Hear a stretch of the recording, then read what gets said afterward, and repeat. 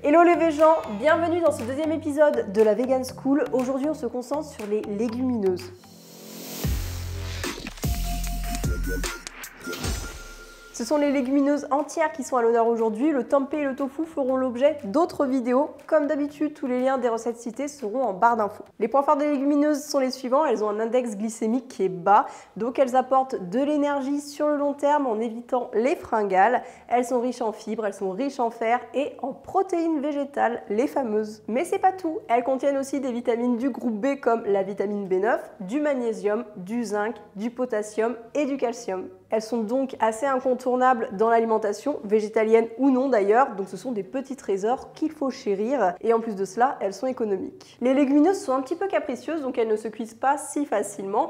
Pour certaines, il faut les faire tremper dans un gros volume d'eau pendant 12 à 24 heures. C'est le cas des pois chiches, des haricots comme haricots rouges, haricots blancs, haricots noirs aussi qu'on peut trouver, des fèves. Et pour faciliter la digestion et éviter les ballonnements, il faudra changer cette eau 1 à 2 fois au cours du trempage. Et à la toute fin, une fois que vos pois chiches par exemple sont bien réhydratés, il faudra jeter cette eau. Vraiment ne la gardez pas pour la cuisson en vous disant que ça va faire des économies. Non, et rincez bien vos légumineuses avant cuisson également. Dans les légumineuses qu'il n'est pas nécessaire de faire tremper avant, mais qu'on rince quand même toujours, il y a les lentilles corail. Pourquoi? Parce qu'elles n'ont plus la membrane extérieure, ce qui fait qu'elles sont aussi plus digestes à digérer, donc c'est parfait pour débuter. Et facultativement, si vous le voulez, vous pouvez faire tremper les autres variétés de lentilles, comme par exemple les lentilles vertes et les pois cassés pendant 1 heure.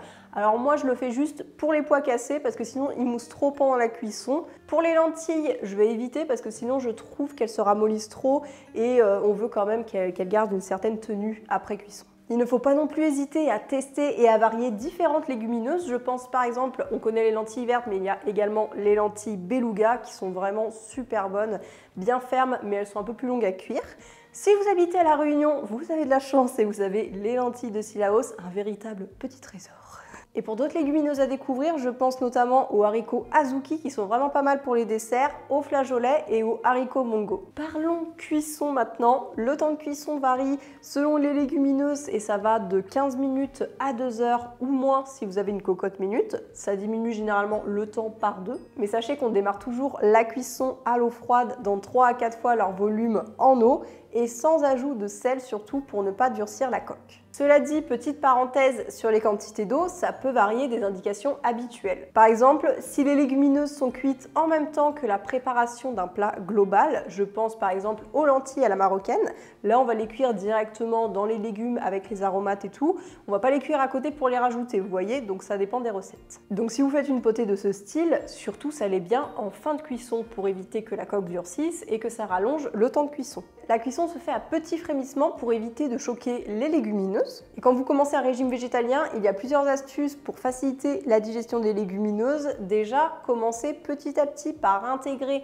des petites portions à votre alimentation. Évitez donc les grosses plâtrées de pois chiches dès le départ, il faudra patienter un petit peu. Et lors de la cuisson, mais ça s'applique aussi aux véganes expérimentés, il faut écumer à l'aide de cet outil, c'est-à-dire enlever la mousse qui sera déposée par-dessus. Et ça permet donc de limiter les gaz qui pourraient être gênants. Comme les légumineuses peuvent être assez longues à cuire, ce qui est bon à savoir, c'est qu'on peut les faire cuire en grosse quantité et les congeler. Ah, et si vous avez l'impression que vos légumineuses restent trop dures, que vraiment la cuisson est interminable, ça peut venir du fait que vos légumineuses sont trop vieilles. Donc favorisez les dernières récoltes et rapprochez-vous si possible de producteurs locaux. Après, je ne vais pas vous mentir, mais à part les lentilles, la plupart du temps, je me facilite la vie et j'opte pour des bocaux parce que ça fait gagner du temps quand même dans l'élaboration des recettes. Globalement, la cuisson des légumineuses se fait dans de l'eau, mais les falafels sont l'exception à la règle. Si vous ne savez pas comment on fait des vrais falafels, il faut déjà faire tremper les pois chiches ou les fèves, ça dépend des recettes, dans un beau volume d'eau. On rince, on égoutte, ensuite on mixe avec des aromates, de l'ail, de l'oignon. Et on fait des petites boulettes pour faire frire tout ça. Donc vous voyez, les pois chiches, à aucun moment donné, ils ont été cuits au préalable dans de l'eau. C'est l'heure de la fiche avec les idées en vrac autour des légumineuses.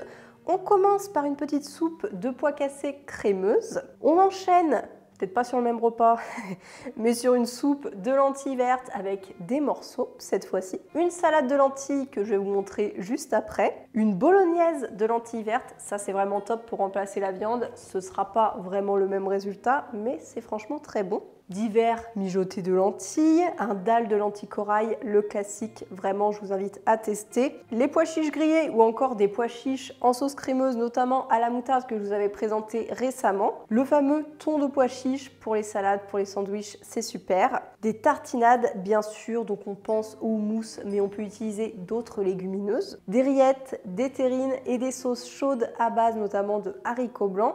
La sauce Alfredo, c'est de toi que je parle, des boulettes, des galettes végétales et on peut même s'en servir comme base crémeuse pour les gratins, ça c'est super. Petit tip maintenant pour ajouter des légumineuses dans son alimentation, on peut par exemple utiliser des farines de légumineuses. Là, c'est de la farine de pois chiche qu'on peut intégrer dans des recettes sans trop s'en rendre compte. Par exemple, on peut remplacer un quart de la farine de blé dans une pâte brisée par une farine de pois chiche. Et après, si vous aimez la soca et la panisse, il y a moyen de s'arranger.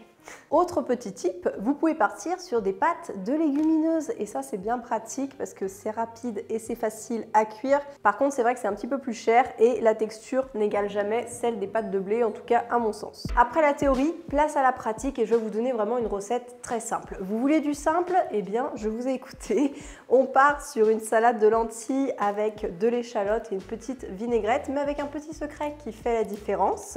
Et ça, c'est un délice à manger pour les beaux jours. Premièrement, on rince les lentilles et on va les faire cuire dans un grand volume d'eau, départ à froid, avec tout simplement une petite feuille de laurier. Comme indiqué précédemment, pas de sel, donc on porte le tout à ébullition. Une fois que c'est à ébullition, eh bien on descend sur feu doux pour qu'il y ait un petit frémissement.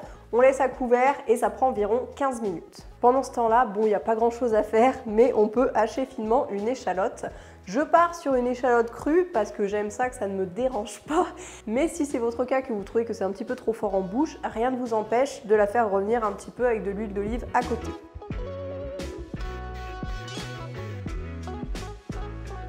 Bien sûr, si vous voulez ajouter des légumes à votre salade, c'est maintenant. Je pense notamment à cet été avec des petites tomates cerises dedans, c'est très bon. Donc là, on va faire la sauce. On va mélanger ensemble de la moutarde avec du vinaigre de cidre et de l'huile végétale. Alors ici, j'ai choisi une huile justement qui est riche en oméga 3, de l'huile de noix. Les lentilles sont cuites, je les ai simplement égouttées. J'enlève la feuille de laurier qui a apporté du parfum lors de la cuisson. Et je te donne le petit secret qui est valable également pour les salades de pâtes et les salades de pommes de terre. On ajoute la sauce tant que c'est encore chaud. Pourquoi? C'est pour que l'assaisonnement pénètre à cœur. Donc on la met tout de suite. Et j'ajoute bien sûr mes échalotes. On réassaisonne si besoin avec du sel, du poivre, pourquoi pas du piment d'Espelette également.